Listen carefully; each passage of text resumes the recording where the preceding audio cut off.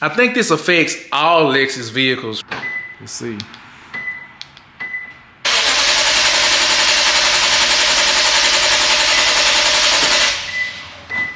Alright, that was scary. YouTube, what is y'all doing? Today I'm coming back to y'all with another banger. I know we dropping this video a little late this week, or it might even be the next week. Weather's been really bad here in Tennessee, so I just haven't had a chance to record anything this week since it started snowing. But there's an update on that because I got a package today, and I'm gonna be addressing the issue with my GSF that's been needing to be addressed for a long time. So a little bit of a backstory on this issue. I think this affects all Lexus vehicles from like 2016 to like 2018, where the remote start does not work. Now, it's not a problem per se with the car. It's an issue that Lexus created for these cars and they didn't fix. So basically what happened was when they created the remote start for these cars, it was basically meant to work through an app. That app ran on 2G networks, if I'm not mistaken. And we no longer have 2G networks. They took all the 2G towers down. So that means that the app no longer works. And with that, we also lost our remote start. Now, it's been people in forums and everything trying to figure out how to turn it back on, get it to work, to no avail. So most people have sought aftermarket solutions, which I have done in this video. So the solution that I chose is kind of a mixed bag because I've been reading a lot of people saying it won't work or it will work. I've been following some forums where people are saying they've got it to work. So they make this company called 12 Volt makes this remote starter for the GSF. I'm sorry, it's not for the GSF, it's for the GS350. But I'm thinking it's still gonna work for the GSF. So what I've done is I went ahead and purchased this thing and I'm gonna install it in my car and put it to bed whether or not these things actually work, because I could not find a YouTube video of anybody installing this on their GSF and, you know, just proving that it works. So today we are going to be unboxing this device, and it's supposed to be plug and play, so anybody with tools should be able to install this thing. I went ahead and put the bag on the trunk because I thought it looked cool. You get this bright purple, pinkish, hot pink bag. I don't know, I just thought it looked cool, so I was going to show you that. And I also wanted to unbox the device, so I already opened this because I just couldn't wait. I had to see what was inside. So this is exactly what you get. Showing you, there's a video here, a link to a video here showing you how to install this guy. They threw in a towel. Nice, can't have no microfibers. I think that's a microfiber. And you get the wiring, some zip ties, and the actual device itself. So yeah, we got a couple connectors on there, some red and blue connectors, and the wiring harness, which you can see right here. So I thought about making this a how-to video, but I decided against that because I watched a tutorial online of them showing how to actually install this guy. And it's such a good tutorial, I just don't feel like it needs to be remade. If I try and walk out through it, I might miss some things. You're probably gonna end up going and looking at the tutorial yourself if you're interested in picking one of these up. I picked up this thing for around $240. I think they're normally like $279. There are two different versions you can get. One actually comes with an app that you can use to remote start your car from your phone and all of that. I think that's closer to $500. I opted not to get that one because it just wasn't that important to me, and I just feel like I should be paying a whole lot of money for something that I should already have on the car. Not having remote start on this car sucks, and especially since it's the colder months. I don't drive this car a lot, but it would be nice to be able to, if I want to drive this car, to warm it up. Every time I drive this car, before I put it in gear, before I drive off, I always let this car warm up before I do that. And it would be nice to just have that remote start, something that I should have in the first place. So now we're having to seek alternative solutions for it, which sucks, but I'm gonna be addressing that in today's video. All right, so the first thing they ask you to do when installing this guy is to take the screws out of this lower panel here on the steering wheel. So in order to do that, you have to start the car. So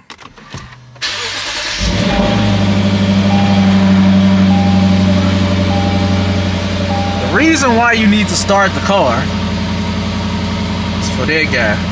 And there's another one on the other side, so I'm gonna get those guys knocked out. So there's another screw under there you need to take out. Probably take that one out first. But yeah, there's three screws. There's 3 screws in here. So make sure you take all 3 of those out.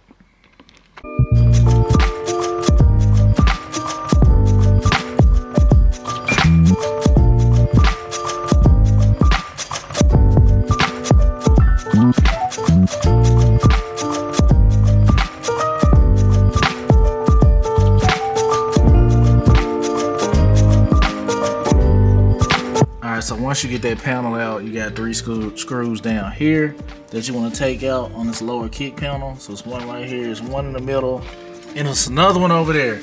So I'm gonna get all of this taken apart. On this side, you do have to pop this panel off, and this piece right here, I'll show y'all that when I get it apart.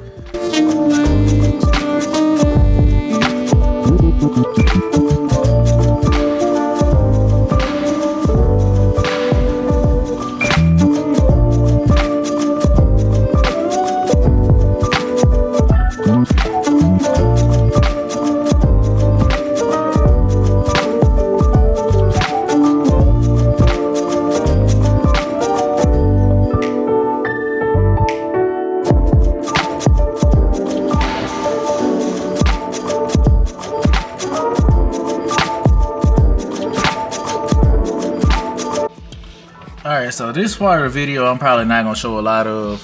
Basically, there's a body control module back off in there, and you have to basically pull those connectors out and plug them into the wire and harness that was provided. And there's another one under there that you probably won't be able to see. I recommend watching the video because it's going to show you a lot more of this that I can't show. It's really hard to get a camera in there and show you the connectors. So what I'm gonna do is just go ahead and wire this up and show you guys what it looks like when I'm done. But before I do that, I do want to show you guys the wiring harness. It does look pretty quality. Now when you put this guy in here, you're gonna want to use the zip ties in some shape or fashion to kind of keep this from rattling too much. And you're not gonna use all of these connectors, so I'm gonna get this guy hooked in and we'll go from there. Alright YouTube, I got this thing all plugged up. It seems to be programmed. I followed all the instructions. Now it's time for the moment of truth. In order to get this to work, it says you have to press the key 3 times. I'm sorry, press the lock button 3 times. My camera's not wanting to focus today.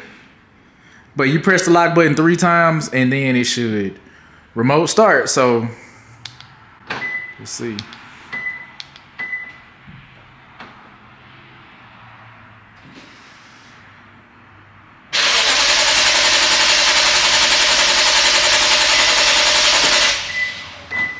Alright, that was scary. Alright.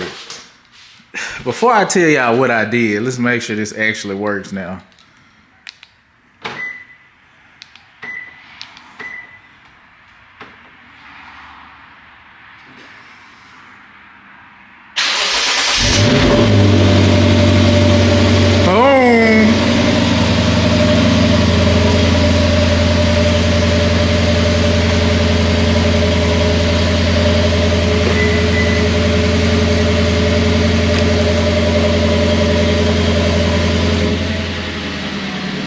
I thought it was supposed to turn off. Alright, so basically y'all saw the issue that I encountered after installing this thing. I made sure everything was connected thoroughly, just like they said. I followed directions to the T, and I tried to start this guy up and he wouldn't start. So did a little bit more digging and figured out what the issue was. So there's a DCM 7.5 fuse in the trunk. I'll show y'all where that guy's located at. But you have to take that out before you program and then reinstall him after you're done programming. So if you're looking in the trunk, let me see if I can get y'all some light in here. You're looking in the trunk and you turn to the left of the trunk. There's a panel right here, which mine is right there. And behind that panel is a little fuse box. This is the cover to it. And there's a 7.5 fuse on here. Right there, and it says DCM. Okay, you go in there and you pull that guy out. He's in there. It's kind of hard to get to. So you want to pull him out before you do the programming.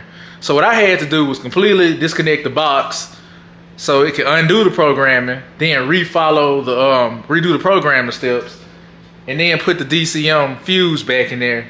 And now it starts. I don't know what that's about, but I tried it and it worked. So I can confirm that this does remote start the car. Now I did notice when I opened the door, the car did not shut off. If it can stay that way, I'm fine with that. But I don't think it's supposed to do that. I think it's supposed to stop running as soon as you open the door up. Anyway, I'm gonna get all of this cleaned up and tucked away really nicely. I'll show y'all what that looks like when I'm done. And then I need to go put gas in this car. So I'm gonna go get some gas in the car and I'm gonna test it out again and I'm gonna kind of see how it works. I was able to shut the car off from the remote, but it didn't shut off when I opened the door, which, I don't know. Let me get this cleaned up and then we can talk about it. All right, YouTube, got everything put back together. I still need to give my interior like a good clean, and I need to clean the floor mats in particular. But anyway, everything is back together. So I'm gonna give it another start and see how it performs now that I put everything back together. Just making sure I didn't forget anything, which I don't think I did. Let me make sure the trunk button still works. So yeah, let's give it another start and see how everything performs. All right, YouTube, let's try and start it again and see what happens. 1, 2, 3.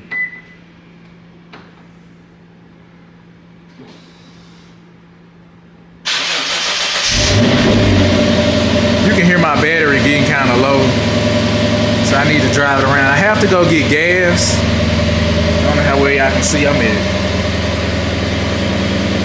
21 miles, but I'm really interested to see if the car is gonna cut off when I try to open the door.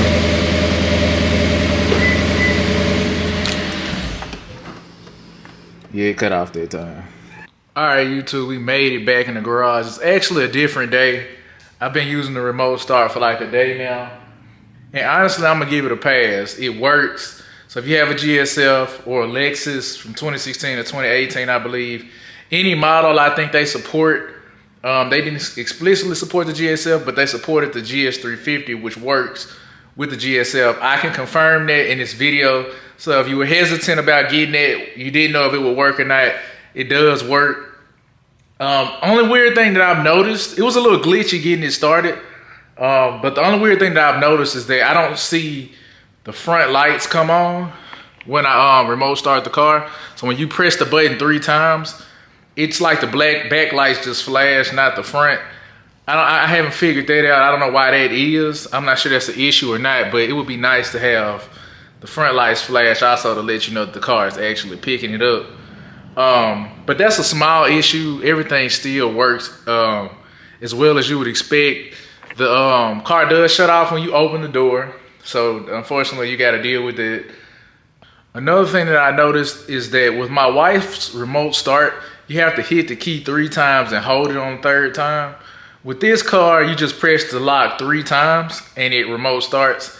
So, yeah, if you got kids playing with your keys and stuff like that, you might want to, just keep that in mind that it's kind of easy to remote start the car. I guess that's kind of good and bad. But anyway, I told you I was going to address an issue with this car in this video, and we did. But I saved some extra content for the end of this video, so if you stuck around, you get to see it. I fixed another issue with this car, and I don't know if y'all remember in some videos ago, I was complaining about this car because it had gray mirrors. Now, I didn't understand that for the life of me, but it has been remedied. So these are carbon fiber mirror covers. I'm not actually replacing the mirror here. I brought real carbon fiber mirror covers. And you can kind of see the lip right here from where it starts. If I can focus right there. But I mean, anybody looking at this car would be none the wiser. This is how the car should have come, with carbon fiber mirror caps. I mean, you gave us carbon fiber spoiler, carbon fiber like lip thing, carbon fiber all on the inside of the car. Why not just give us carbon fiber mirrors? But anyway, we got that issue addressed too. So the GSF is coming along slowly, but surely. Like I said, next, I really want to get an exhaust. Now that I got the remote start, I want to get an exhaust. I'm really thinking hard about doing the Valvetronic exhaust from RR Racing. But as you know, that's really expensive. So we'll see how that goes. I might end up getting it and putting that on the car. But yeah, that's gonna conclude this video. I know this wasn't a super long video. I appreciate y'all for watching. Y'all know what to do.